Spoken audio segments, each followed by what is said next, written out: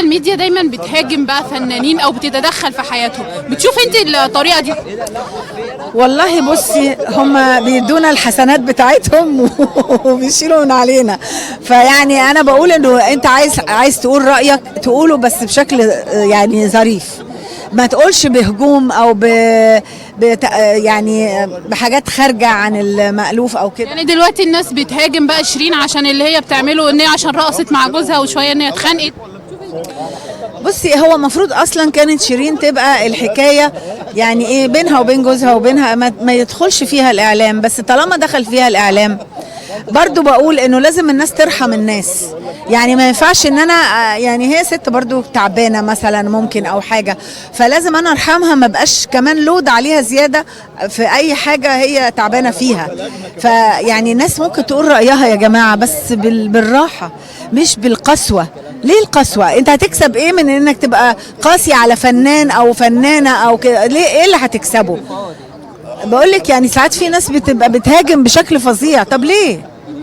يعني اقول رايك ماشي، بس باحترام، بذوق، يعني تعتبره نصيحه، تعتبره، لكن ما تقولهوش بتعدي.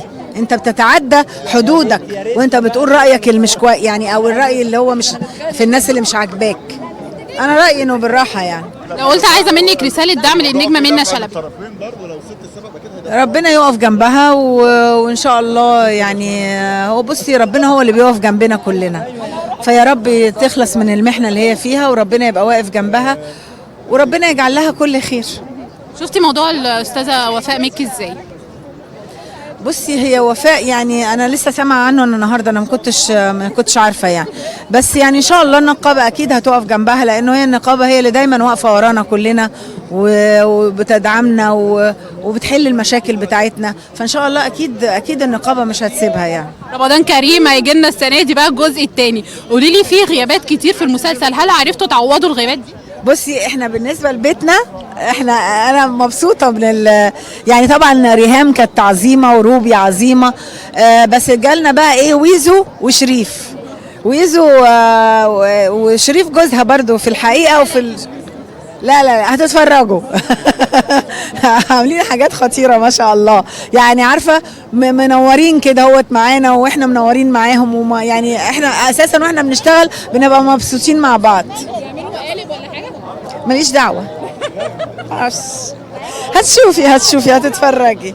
لا، هيعملوا حاجات لطيفه يعني قوي. يعني جديد عن حكي الفتره الجايه ان شاء الله. في جعفر العمدة هينزل ان شاء الله، وفي رمضان كريم، وان شاء الله يا رب سوق الكانتو، وفي نص التاني ده منصات، ده على شاهد، مش على التلفزيون.